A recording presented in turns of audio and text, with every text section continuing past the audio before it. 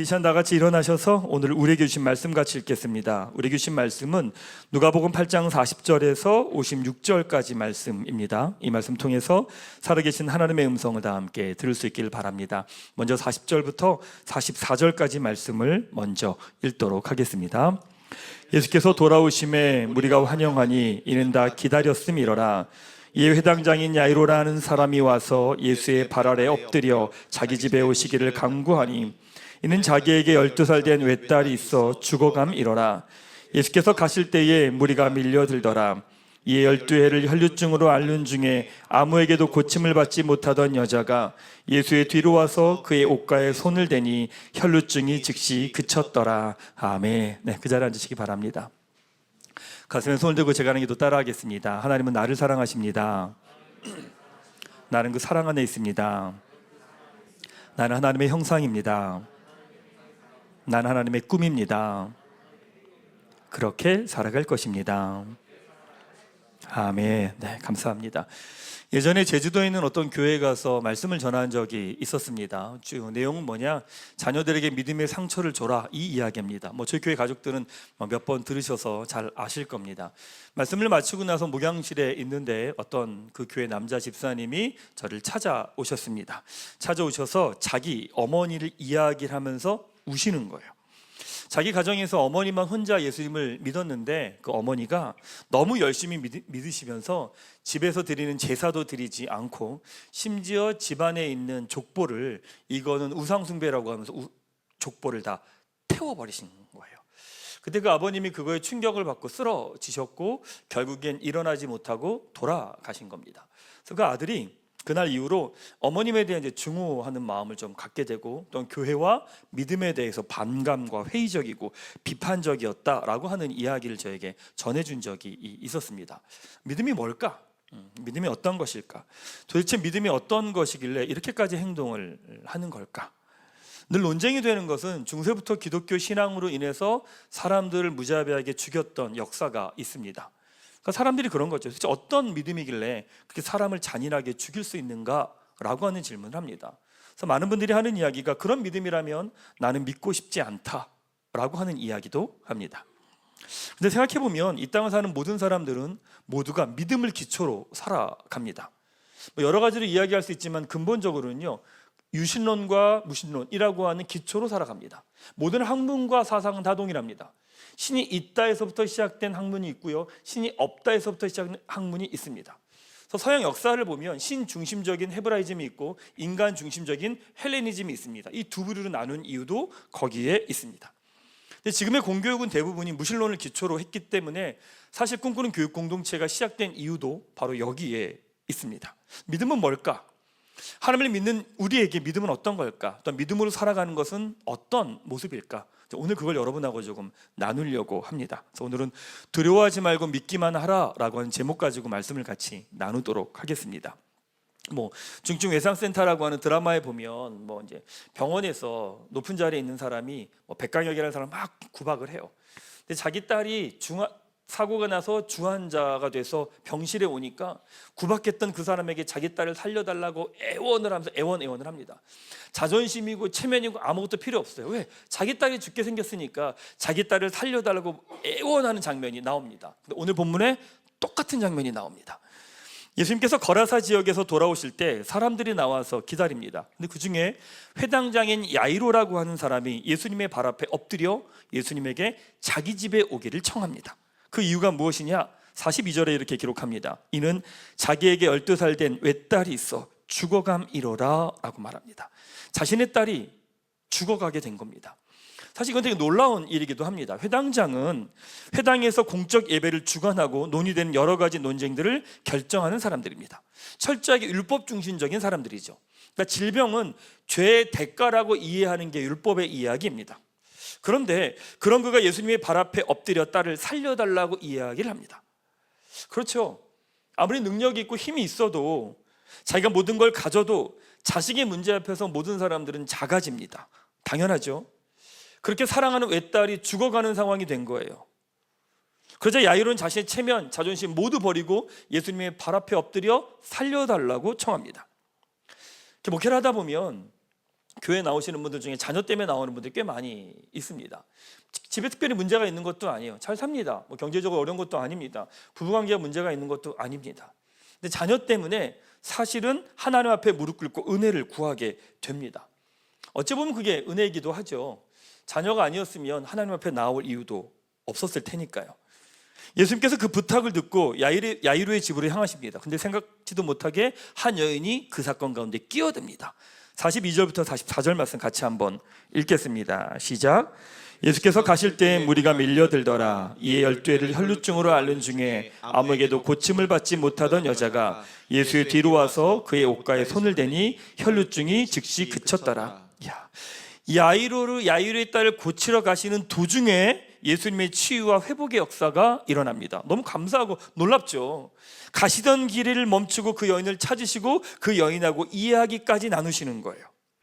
그런데 그 모든 상황을 지켜보고 있는 사람이 있었겠죠. 그게 누구냐? 야이로입니다. 그 상황을 지켜보고 있는 야이로의 마음이 어땠을까요?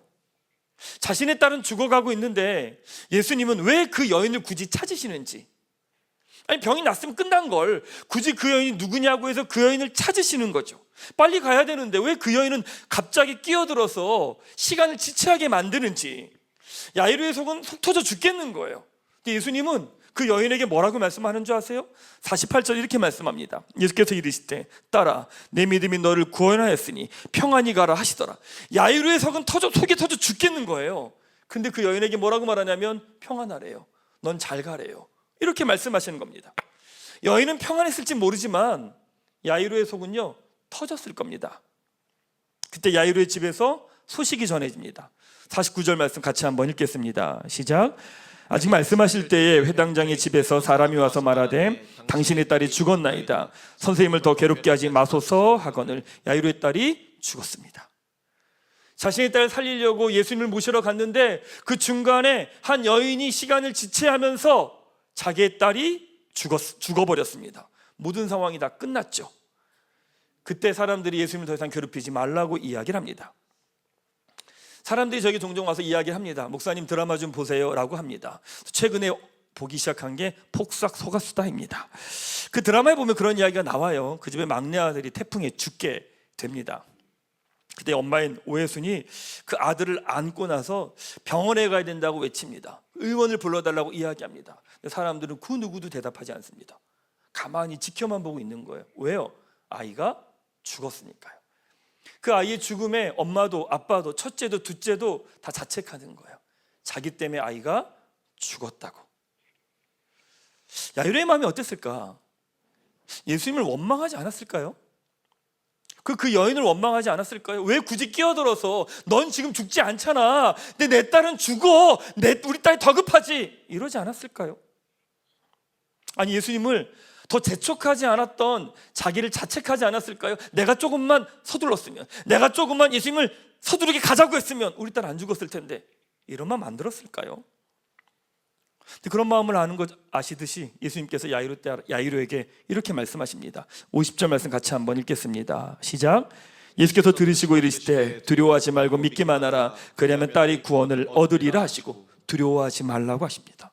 그리고 믿기만 하라고 말씀하십니다. 뭘 믿어야 되는 걸까 그럼? 그렇게 말씀하시고 예수님은 집에 들어가십니다. 그 사람들에게 울지 말라고, 이 딸이 죽은 게 아니라 잔다고 이야기를 합니다. 사람들이 비웃죠. 예수님은 죽은 아이의 손을 붙잡고 말씀하십니다. 54절 아이야 일어나라. 그때 어떤 일어나느냐? 55절 말씀 같이 한번 읽겠습니다. 시작. 그 영이 돌아와 아이가 곧 일어나거든 예수께서 먹을 것을 주라 명하시니 아멘. 모든 것이 끝난 자리, 모든 소망이 사라진 자리, 모든 기대함이 끝난 그 자리, 바로 그 자리에서 예수님은 아이를 살리고 회복하십니다. 성령 하나님이 지금도 여러분의 삶의 자리에서 살리시고 회복을 주고 계심을 믿으시기 바랍니다. 이제 말씀을 우리 삶으로 끌어들여와 봅시다. 오늘 본문은 우리에게 두 가지 메시지를 줍니다. 첫 번째, 하나님을 향한 믿음에는요 실패가 없다는 거예요. 하나님을 향한 믿음에는요 실패가 없다는 이야기입니다. 말씀을 읽다 보면 궁금한 게 생기는 거죠. 뭐냐면 야이로는 왜 예수님을 재촉하지 않았을까? 본문에 보면 야이로가 예수님을 따졌다는 이야기도 없고요, 예수님께 빨리 가자고 이야기한 것도 없고요, 잠잠히 예수님이 하시는 일에 야이로는 껴들지 않습니다. 자신의 딸이 죽어가고 있는데도요 야이로는 예수님이 지체하는 걸 보면서 기다립니다. 심지어 그 여인하고 대화하는 그 순간까지도 야이로는 가만히 기다립니다. 저라면 어떻게 했을까? 난리 났을 것 같아요. 나가가지고 예수님한테 뭐 하시냐고, 당신 빨리 가셔야 돼. 지금 내 딸 죽는데 뭐 하는 거냐고. 여인한테 당신 가라고 지금. 당신 안 죽지 않냐고 막 난리치면서 전 예수님 끌고 갔을 것 같아요. 저만 그랬죠? 저만 그랬을 거예요 아마. 그리고 난리를 쳤을 겁니다. 야이로 왜 그랬을까? 야이로는 왜 가만히 있었을까? 예수님을 향한 야이로의 믿음이 아니었을까 싶습니다. 그러게 그 시간을 잠잠히 기다리고 있는 거예요. 그런데 예수님을 향한 야이로의 믿음의 결과가 딸의 죽음인 거예요. 어찌 보면 야이로의 믿음이 바보 같아요. 어리석어요. 예수님을 믿고 기다리는 게 아니라 예수님을 재촉하면서 빨리 가자고 해야 되는 거 아니었을까요? 그럼 딸이 살지 않았을까요? 내 딸을 살리는 게 더 중요한데 그 여인하고 대화하는 거 자르고 예수님 데리고 가면 우리 딸이, 내 딸이 살 수 있지 않았을까요? 어찌 보면 야이로의 믿음이 자신의 딸을 죽게 만들었습니다. 야이로의 믿음이 실패한 거죠. 생각해보면 우리가 믿음으로 걸어가는 모든 길은 대부분 다 손해보는 길입니다. 여러분의 선택과 결정이 진짜 믿음으로 하는 것인지 아닌지를 구분하는 기준이 있습니다. 그게 뭐냐? 외적인 손해가 아니라 마음의 손해입니다. 외적인 손해가 내 마음에 영향을 주지 않을 정도의 손해는 의미가 없습니다. 있어도 그만 없어도 그만인 거니까. 재정이든 능력이든 명예든 손해보는데 내 마음이 어려울 정도가 돼야 그게 진짜 손해입니다. 믿음으로 하는 건 내 마음이 어려울 정도로 내 재정을 손해보고 내 능력을 손해보고 내 명예를 손해보는 겁니다. 내 이익을 챙기지 않습니다. 다른 사람을 챙겨줍니다. 다른 사람들 박수 쳐줍니다. 나는 뒤로 빠지고 그 사람이 높임을 받고 인정받도록 내 뒤로 나옵니다. 바보 같죠? 그럼 다른 이들보다 뒤처지는 것 같고 내 것을 챙기지도 못하는 호구 같아 보이기도 합니다. 근데 참 놀라운 건 하나님께서 그것을 풍성하게 갚으신다는 거예요. 히브리서 11장 6절 말씀 같이 한번 읽겠습니다. 시작. 믿음이 없이는 하나님을 기쁘시게 못하나니 하나님께 나아가는 자는 반드시 그가 계신 것과 또한 그가 자기를 찾는 자들에게 상 주신 이심을 믿어야 할지니라. 믿음으로 나아가는 자들이 기억해야 될 게 있다는 거예요. 하나님이 주시는 상이 있다는 거죠. 갚으신다는 겁니다. 믿음으로 하는 것에 대한 결과를 하나님이 책임지신다는 이야기입니다. 야이로의 믿음에 대해 하나님이 어떻게 갚으십니까? 54절 5절 말씀 같이 한번 읽겠습니다. 시작. 예수께서 아이의 손을 잡고 불러 이르시되 아이야 일어나라 하시니 그 영이 돌아와 아이가 곧 일어나거늘. 아멘. 최근에 저희 교회 등록하신 분들하고 이야기를 조금 나누다 보면 공통적인 게 있습니다. 의외로 요즘에 이제 모태신앙이었던 분들이 저희 교회에 많이 오시더라고요. 근데 그분들하고 이야기 나누면 공통점이 있습니다. 부모님이 가진 신앙의 상처를 받은 거예요. 어릴 때 자라면서 부모님의 했던 모습 때문에 상처를 받은 분들이 되게 많이 있습니다. 부모님이 이런 거예요. 교회 안 가면 밥도 안 주고, 말씀 안 읽으면 큐티 안 하면 애기 용돈도 안 주고, 잔소리하고 난리치면서 애를 교회를 보낸 거예요. 그러니까 자녀는 그거에 대한 상처가 있는 거죠. 왜 그렇게 난리쳐서 나한테 이러냐고, 나한테 힘들게, 엄마 신앙이나 잘해 왜 나한테까지 그러냐고. 근데 이런 상처를 받았다는 거죠. 근데 그런 이야기 합니다. 그땐 그게 참 싫었는데 그 어머니의 믿음 때문에 내가 다시 교회로 돌아왔다라고 하는 이야기를 하시는 거예요. 사랑하는 여러분, 하나님을 향한 믿음에는요 실패가 없어요. 내 눈에는 어긋나 보이고 잘못된 것처럼 보일지라도 아니요, 그렇지 않아요. 믿음으로 여러분 양보하셔도 돼요. 믿음으로 내 거 손해보셔도 돼요. 믿음으로 어떤 선택과 결정과 그 걸음을 걸어가셔도 돼요. 그게 실패했어요? 아니요. 믿음으로 걸어가는 그 길엔 어떤 것도 실패는 없어요. 하나님이 그것을 갚으세요.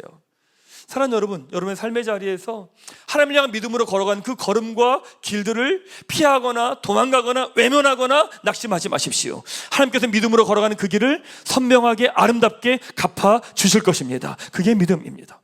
믿음은요, 믿음으로 걸어가는 길은요 실패가 없다는 거죠. 믿음으로 나아가며 하나님의 공급하심과 책임지심을 경험하는 여러분 한 분 한 분 되시기를 주님의 이름으로 축원합니다.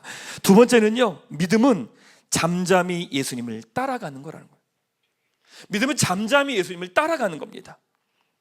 예수님과 혈루병 걸린 여인이 대화를 하는 도중에 딸이 죽었다는 소식을 듣죠. 대부분의 사람들은 난리를 칠 겁니다. 이제 예수님이 더 이상 필요 없죠. 딸이 죽을까봐 예수님을 데리고 가는 건데 딸이 죽었으니 예수님이 필요 없어진 겁니다. 근데 그때 예수님이 야이로에게 이렇게 말씀하십니다. 50절 말씀 같이 한번 읽겠습니다. 시작. 예수께서 들으시고 이르시되 두려워하지 말고 믿기만 하라. 그리하면 딸이 구원을 얻으리라 하시고, 두려워하지 말고 믿기만 하라 라고 말씀하세요. 두려워하지 말고 믿기만 한다는 게 어떤 의미일까? 뭘 해야 되는 걸까? 어떻게 해야 되는 걸까? 모든 상황이 다 끝났습니다. 더 기다릴 것도 없습니다. 더 볼 것도 없습니다. 근데 하나님은, 예수님은 두려워하지 말고 믿기만 하라고 이야기하십니다. 희망이 다 사라졌는데 뭘 믿으라는 걸까? 무엇을 믿으라는 걸까? 51절입니다. 같이 한번 읽겠습니다. 시작. 그 집에 이르러 베드로와 요한과 야고보와 아이의 부모 외에는 함께 들어가기를 허락하지 아니하시니라. 야이로가 해야 될 일은 무엇이냐? 이제 잠잠히 예수님의 걸음을 바라보며 그 걸음을 따라가는 것, 그것이 바로 믿음입니다. 우리는 우리의 모든 희망이 사라지면 다 때려쳐버립니다. 내가 하던 거 다 때려쳐버립니다. 믿음이고 기도고 뭐 신앙이고 교회고 다 때려쳐버립니다. 그리고 결국 나의 길을 걸어갑니다. 믿음은 나의 모든 희망이 사라졌을 때 그때 잠잠히 예수님을 따라 그 길을 걸어가는 겁니다. 그게 믿음입니다. 사람들은 자신이 원하는 게 있을 땐 열심히 기도합니다. 최선을 다해 기도합니다. 하나님을 찾습니다. 그게 이루어지면 또 하나님 찾지 않습니다. 그것이 이루어지지 않으면 모든 걸 멈춥니다. 낙심하고 절망하고 주저앉아 있죠. 두려움으로 삶이 무너져 버립니다. 아니요, 그 시간일수록 잠잠히 예수님이 어디로 가시는지, 뭐라고 말씀하시는지 그 길을 따라가는 거예요. 나의 모든 계획이 다 무너졌어요. 그런데 잠잠히 아침 예배 드리는 그 자리에 서는 거예요. 내가 기대하던 것들이 모두 무너져 버렸어요. 그런데 잠잠히 주일 섬김의 자리에 서는 거예요. 나의 모든 꿈이 다 무너졌어요. 그런데 잠잠히 말씀을 펴고 나에게 말씀하시는 하나님의 음성을 듣는 거예요. 사실 목회하면서 이 부분들을 배웠던 것 같습니다. 제 목회하면 개인적으로 일어나는 많은 일들보다 우리 성도들에게 관계된 일들이 되게 많이 있습니다. 어떤 일들은 이야기를 들으면 제가 털썩 주저앉을 정도의 일들도 많이 일어납니다. 그런 이야기를 듣고 있으면 혼자 줄줄줄 그냥 울고 있을 때가 있습니다. 때로는요, 숨을 쉬는 것도 힘들 때가 있어요. 그리고 어떨 때는 나의 부족함과 연약함 때문에 어쩔 줄 몰라서 주저앉아 있는 때도 있고요. 그러면 그 다음에 어떻게 하느냐? 그 다음날 아무렇지도 않게 4시에 일어납니다. 그리고 4시 40분에 횡단보도 앞에 섭니다. 그리고 4시 43분에 첫 번째 버스를 탑니다. 4시 48분에 교회를 도착합니다. 그리고 49분에 교회 문을 엽니다. 올라가서 말씀 준비하고 그리고 내려와서 5시 15분에 줌을 연결을 합니다. 5시 20분에 이 자리에 와서 기도를 하며 하나님께 나아갑니다. 아침에 와서 말씀을 전합니다. 말씀을 전하지만 그 말씀을 제가 듣고 하나님의 하신 말씀을 듣고 그 말씀을 따라 또 한 걸음 한 걸음 같이 따라가게 됩니다. 그러면서 살게 되더라고요. 사랑하는 여러분, 나의 소망과 나의 모든 기대가 무너졌습니까? 고개를 들어 잠잠히 주님이 뭐라고 말씀하시는지, 주님이 어디로 가고 계신지를 바라보십시오. 바로 그 자리가 부활의 자리가 될 겁니다. 바로 그 자리가 생명의 자리가 될 겁니다.